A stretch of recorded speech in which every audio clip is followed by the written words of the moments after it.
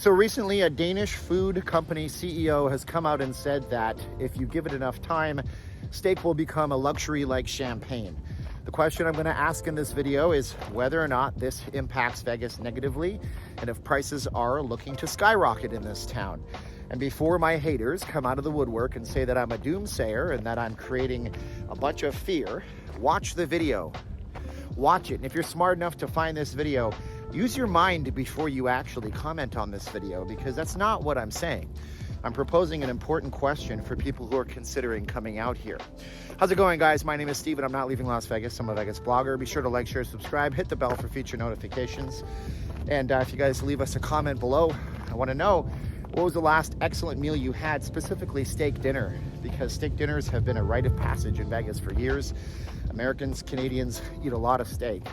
But if the prices of beef keep going up because they say climate change, could be that you're not eating a lot of beef in the next little while, or if you are, you're doing it like it's a champagne type of experience, something that you only do on super special occasions. So it's going to be an interesting ride, I think. If you guys want to support us further, check out P9 Magazine over on Instagram. They're our channel sponsor. They have a Vegas tie-in. They're building their brand out here by putting themselves on the front of Resorts World, the biggest billboard in North America, 1 week out of the month for every month for a year, if not two. And you got beautiful models over on Instagram. Go check those out, guys. Smart young ladies empowering themselves to make a career.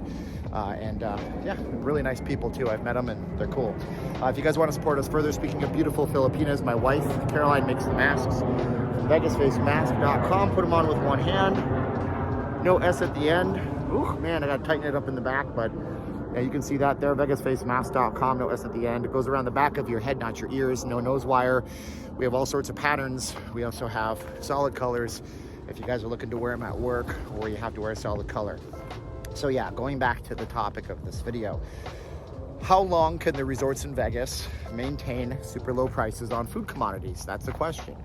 Because going back to what I said at the beginning, a Danish food company CEO, the guy who knows all the numbers and all the stats and all the figures, says that in time, steak will become a luxury item like champagne. And this, I'm not sure if he's referring just to Europe. There's donkeys and horses over there, just so you know, making noises. Not sure if he's referring just to, you know, Europe as a whole, or if he's referring to the global food supply, because what he's saying is climate change. He's saying climate change is the reason for this. And because it takes a lot of resources to feed and grow cows, horses. You know, they eat horse meat in some areas, right?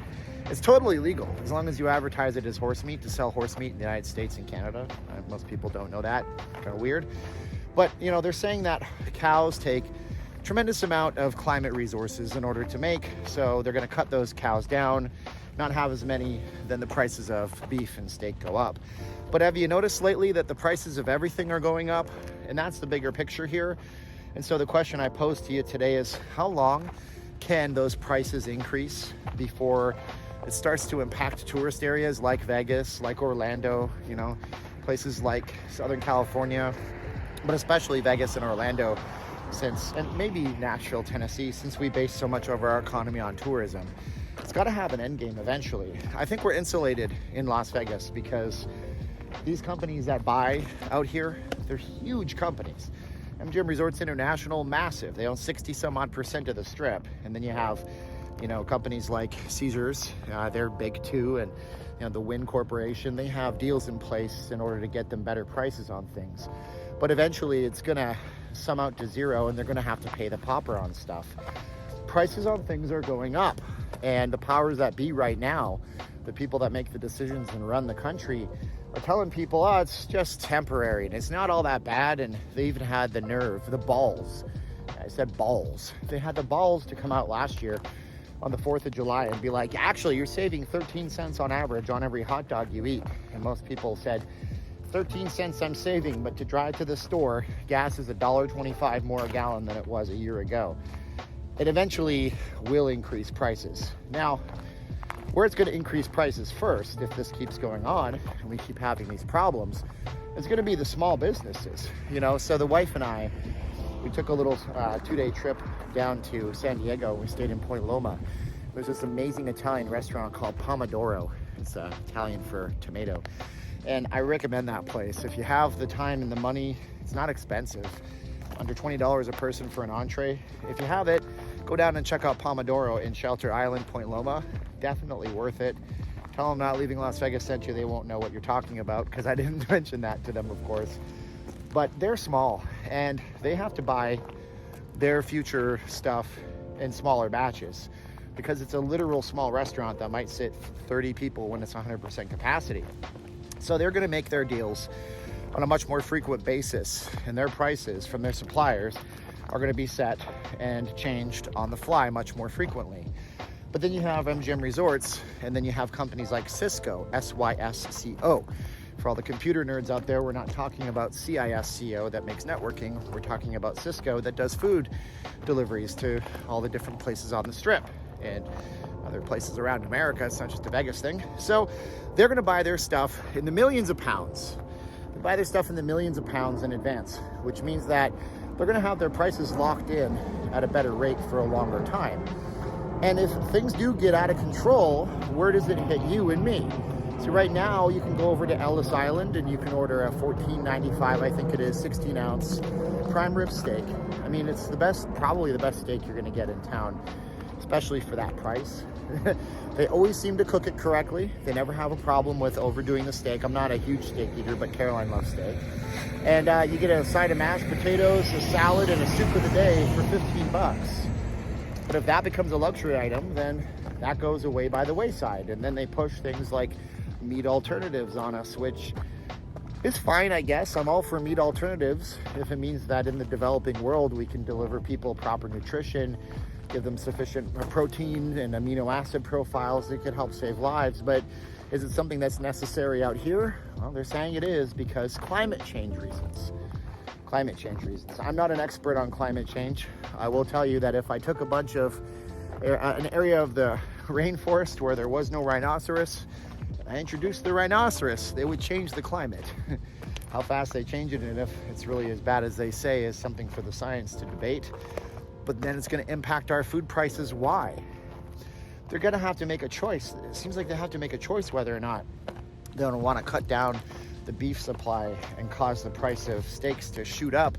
And even then, I don't really trust it or believe it. And see, there's a type of beef. I'm going way off on a tangent now. This is what frustrates me.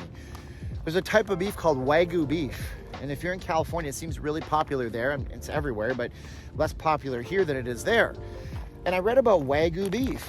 See, from what I read, back in the 90s, there was an international treaty of trade that was signed that allowed beef exporters from New Zealand, Argentina, Canada, the United States to import their beef or export it to Japan. And the Japanese beef market looked at this and said, we got a major problem on our hands because we don't make that much beef. And the beef we do is really good. So the Japanese market exported it as a luxury type of product called Wagyu beef to other countries so they could charge a tremendous amount for Wagyu Japanese beef and flood the market with the cheaper beef coming in from countries like Canada, the United States, Argentina, places like that, Australia, New Zealand, that produce a lot of it. So and even then, is it just a thing to drive up food prices? Because that's another thing it could be. We're not saying that it's necessarily in earnest that cows are literally destroying the environment, hand over fist. I think things that are destroying the environment a lot more are things like that giant semi truck that just passed by, and things like all the construction equipment that you have out here that have literally less than 1 mile to the gallon when they drive around on our streets, and they just spew out toxic fumes. Small lawnmowers, things that are one or two, like two-stroke engines, you know. That stuff's worse for the environment, but hey, you know, you can't put the construction industry down. They can't go to electric, so maybe we're picking on the food supply. I don't know. So when does it hit Vegas? I'm not sure. How does it hit Vegas? What do they do? A couple of choices that the city could do. They can increase prices on other things to try to make up the shortfall. They can keep prices low on different things. So they don't have the ability to really up the buffet prices right now because consumers will only deal with a certain amount of wackiness. Go to a buffet in Vegas and it costs $55 or $65 and they're limiting your time to a few hours to get you through the door. They're not even doing that for COVID reasons anymore because there's no more capacity restrictions. Now they're doing that so they can have higher turnover of the food and make sure that you're eating less. But they can't increase the prices too much So what do? Increase resort fees, make up for it in resort fee increases, because they can't increase the hotel room prices, because then they will be priced out competitively by other areas where people are going to choose to go. So it seems like there has to be some kind of balance out here. There has to be some semblance of sanity in our world. Maybe, possibly, hopefully. I don't really have an answer to this conundrum, this problem, this quagmire, this riddle that's in our heads about this kind of stuff. But I would hate to see the $14.95 prime rib specials go away. That would be a real kick in the teeth. And that would be a bad thing for Vegas, because it's a rite of passage, as I said at the beginning of this video. But what do you think about the whole thing? I mean, I'm not denying that the climate's changing. Hell, climate changes every minute of every day. What I'm asking is whether or not it's changing to such an extent that we have to increase food prices and get rid of entire food groups and make them into luxury products in order for us to survive. Because the amazing, wise philosopher George Carlin once said in a stand-up comedy bit he did, you know, the world's been around a really long time. You know, we're not the problem. If the earth wants to get rid of us, it's gonna get rid of us. You know, it's gonna be really difficult for us to get rid of something the size of the earth just by our crappy actions that we seem to be doing over and over again, according to the powers that be and the science out there. So I don't know. Anyways, how do you like the getup? Yeah. So I bought this hat when I was broke on the Strip and timeshare. This hat was like $4.99 at a Lids store. I don't know why it was so cheap, but I couldn't resist it. And then this sweater actually is from my mother. I got it for, I think, my 13th birthday. The fun part about it, if you can see it here, it's got flurry on the back. Yeah, you can't really see that, but back in the day, you weren't supposed to get this patch on it. This is the original patch that they used. And so I don't know if it's true or if my mom just told me a story to make me feel good, but when she got the lettering and the numbering on it and all that stuff, they said that they accidentally sent this off to the main people that do the patches for the team, and they accidentally put this patch on. It's possible, not probable, but it's my old number 14 Theo Fleury jersey. Thought I would wear it today to honor the Flames and go Knights go and all that stuff, obviously. All right, guys, so like, share, subscribe, hit the bell for notifications. My name is Steven. I'm not leaving Las Vegas. I'm a Vegas blogger.